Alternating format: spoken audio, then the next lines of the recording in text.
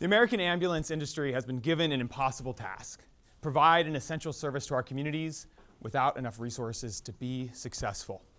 We are being crushed by the weight of increased demand, flat reimbursement, and regulations that do not keep pace with realities on the ground. And yet policymakers seem to ignore a critical fact. EMS is one of our nation's most vital assets to address a number of our biggest challenges: aging population, increased frequency of natural disasters, and a growing gap in access to health care. By 2030, 74 million Americans will be over the age of 65. Last year, natural disasters causing $1 billion or more in damages happened every 10 days on average. And across the US, 20% of hospitals face closure risk. It's all AI, by the way, but yeah. EMS, as it exists today, will very likely not be able to handle the challenges of tomorrow. And I think this is nowhere more apparent than in the status of our workforce. Exhausted, underpaid, and increasingly looking for a way out of the profession altogether. 75% of our paramedics report experiencing burnout. 20 to 30% of our workforce leaves each year, many citing low wages as a primary concern. And nearly 60% of EMS agencies report insufficient staffing to meet 911 call demands. These aren't temporary issues, they are structural.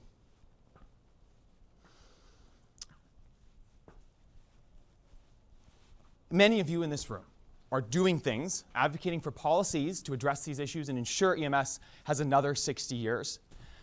But we need transformative change. And our current strategies drive incrementalism, which I don't think will solve things fast enough. So there's something that we're missing in our political advocacy strategy. Currently, we draft compelling legislation. That's great.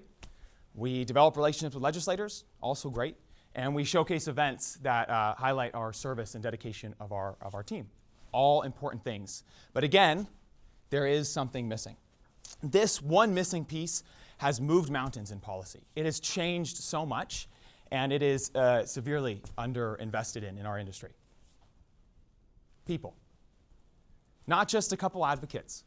A lot of people. Millions, tens of thousands, hundreds of thousands, whatever number you want to put on it. Digital advocacy can do a lot these days. Pressure on our policymakers, massive groups of people saying the same message.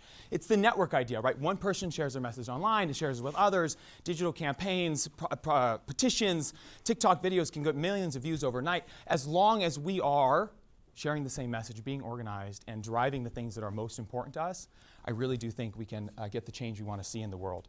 So in practice, I've already mentioned some of the things that digital advocacies or just advocates in the modern age do to be successful.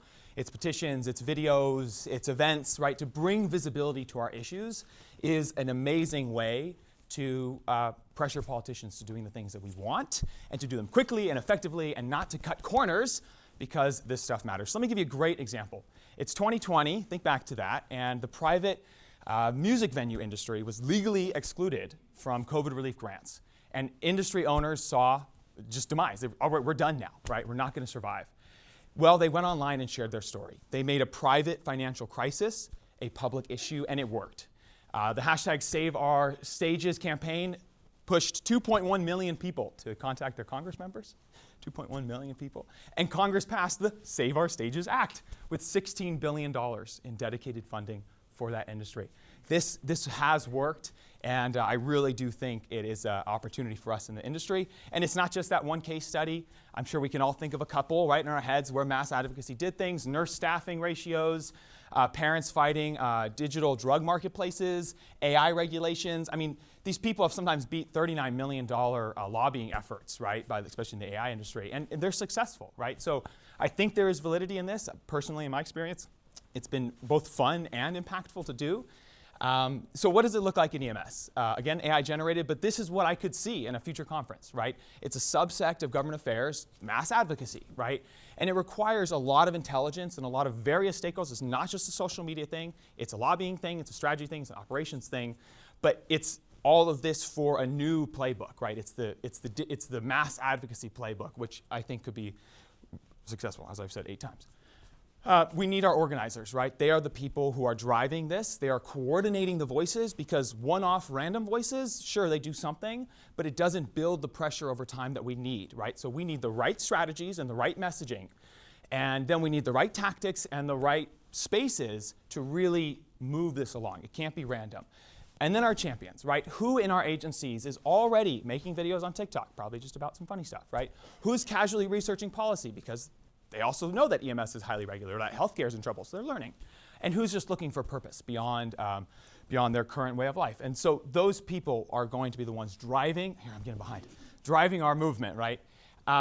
So this has worked, it will work, and I think we have the right brand and the right message. I mean, some of the policies are so egregious, it's gonna catch on like fire, right? So, but let me be clear, right? This is not a campaign that I'm advocating for. It's a system of advocacy that will lead to the transformation that brought EMS around in the first place and will very likely help us survive another 60 years.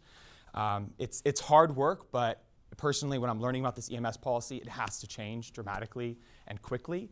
Okay. Ending of the presentation. God, so quick. Pressure doesn't go away, and EMS is under a lot of pressure. Pressure shifts. And through mass advocacy, we can shift that pressure from our backs and our service to policymakers. Sound good? The goal is transformation, right?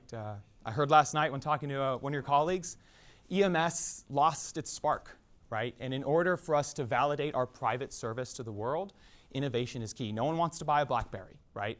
So what can we do to show the world that we are ready to meet tomorrow's challenges? I hope you will join me in this. Support your person who's doing it in your agency. I hope you have a wonderful day. Thank you so much.